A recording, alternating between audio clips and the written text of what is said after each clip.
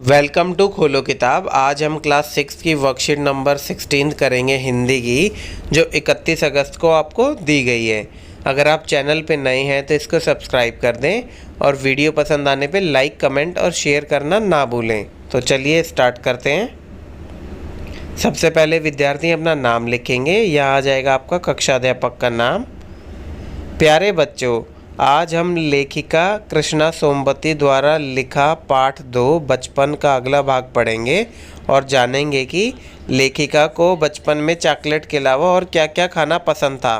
तो चलिए पढ़ते हैं। अब बच्चों, इससे पहले वाली जो वर्कशीट थी वो भी काफ़ी इंटरेस्टिंग थी, जिसमें इसी लेखिका का जो बचपन वाला पार्ट है वो इससे पहले वाला भाग था। अगर आपने वो वीडियो भी नहीं देखी है तो यहाँ पे एक लिंक है, उस पर आप जाके देख सकते हैं, ताकि ये वाली वीडियो आपको अच्छे से समझ में आ जाए। तो चलिए देखते हैं। शिमला के काफ़ल भी बहुत याद आते हैं, खट्टे मीठे, कुछ एकदम लाल कुछ गुलाबी, रसभरी कसमल, सोचकर ही मुंह में पानी भर आए। अब शिमला के जो काफ़ल फल होता है वो उसको काफ़ी याद आते हैं। अभी ये यहाँ लेखिका अपने बचपन की चीज़ें सोच सोच कर वही चीज़ें हमें बता रही है। कुछ खट्टे होते हैं उसमें, कुछ मीठे होते हैं, कुछ एकदम से लाल और गुलाबी रंग के होते हैं, कुछ बिल्कुल रस से भरे होते हैं कि सोचकर ही उसके पानी फिर से मुंह में आ गया। चेस्टनट एक और गजब की चीज़, आग पर भुने जाते और फिर छिलके उतारकर मुंह में। यहाँ इसने चेस्टनट के बारे में बता रखा है कि उसमें आग पे भूनते हैं और फिर छिलके उतारकर मुंह में खा जाते हैं। तो बच्चों, इसमें जो काफ़ल है और चेस्टनट है ये दिल्ली में तो नहीं मिलते इतने, तो आप इसको गूगल करके भी देख सकते हैं। जंगली फल हैं जो शिमला में काफ़ी मिलते हैं। चने, जोर गरम और अनारदाने के चूर्ण, ये सारी चीज़ें लेखिका यहाँ याद कर रही है। हाँ, चने जोर गरम की पुड़िया तो तब थी, वह अब भी नज़र आती है। जो चने वाली जो आपने देखा होगा, एक तिकोनी सी कागज़ की पुड़िया में चने में डाल के और बाकी प्याज वगैरह नींबू निचोड़ के देते हैं, वो अब भी नज़र आ जाती है। पुराने कागज़ों से बनी हुई इस पुड़िया में निरा हाथ का कमाल है। ये काफ़ी बढ़िया लगती है लेखिका को भी और हम सबको भी ये काफ़ी अच्छी लगती होगी। नीचे से तिरछी लिपेटते हुए ऊपर से इतनी चौड़ी कि चने आसानी से हथेली में पहुंच जाए। तो ये मैं बता रहा हूँ ना, कोन आकार की, तिकोनी आकार की मिलती है, आपने आसपास भी देखी होगी।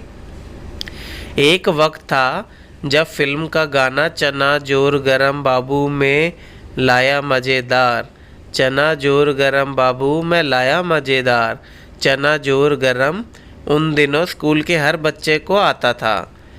कुछ बच्चे पुड़िया पर तेज़ मसाला बुरकवाते, कुछ बच्चों को ज़्यादा तेज़ मसाला खाना पसंद था, ज़्यादा चटपटा तो ज़्यादा डलवा देते थे, जिनको कम पसंद था वो कम खाते थे। पूरा गिरजा मैदान घूमने तक यह पुड़िया चलती। गिरजा मैदान चर्च है, अगर आप शिमला में गए होंगे तो वहाँ पे, तो वो पूरा घूमने के बाद बड़ा है काफ़ी वो, वहाँ घूमते घूमते पूरी पुड़िया चल जाती थी। एक एक चना पापड़ी मुंह में डालते और कदम उठाने में एक खास सी लय रफ्तार थी कि मतलब अपने चने खा के अपनी मस्ती में चल रहे हैं। छुटपुन में हमने शिमला रिज पर बहुत मज़े किए हैं। बचपन में, छुटपन मतलब बचपन, बचपन में उन्होंने शिमला में एक रिज जगह भी है, वहाँ पे भी काफ़ी मज़े किए हैं। घोड़ों की सवारी भी की है, वहाँ घोड़ों की सवारी भी की है लेखिका ने।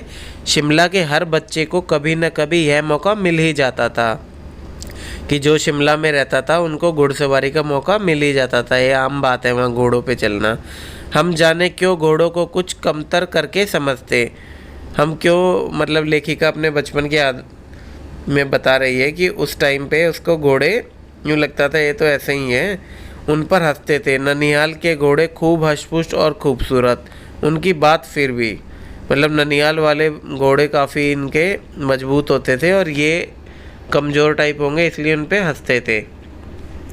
तो आइए अब इसी के बेसिस पे प्रश्न उत्तर देख लेते हैं। खाने की किन किन चीज़ों को सोचकर ही लेखिका के मुंह में पानी भर आता है। तो अभी किसके लिए, काफ़ल, रसभरी और कसमल, ये 3 अलग अलग फल हैं जिस वजह से लेखिका के मुंह में पानी भर आया था। इस पुड़िया में निरा हाथ का कमाल है। यहाँ किस पुड़िया की बात हो रही है? तो ये चना जोर गरम की पुड़िया पे बात हो रही है, जिसमें बताया था कि लेखिका ने चना जोर गरम की पुड़िया।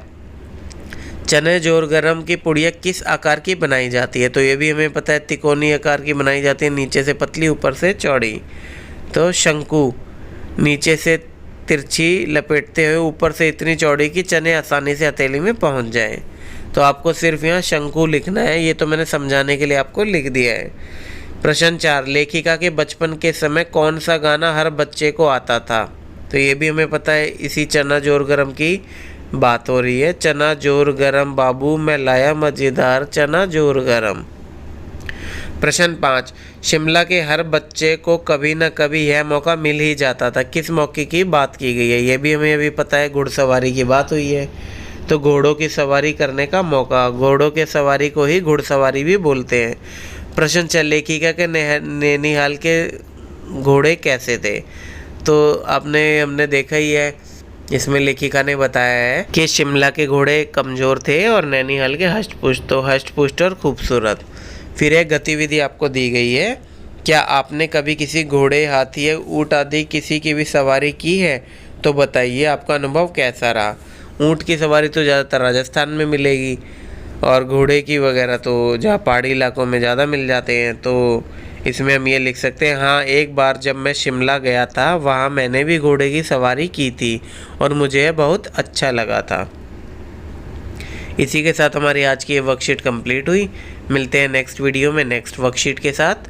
Don't forget to like, comment, share and subscribe the channel. Thank you.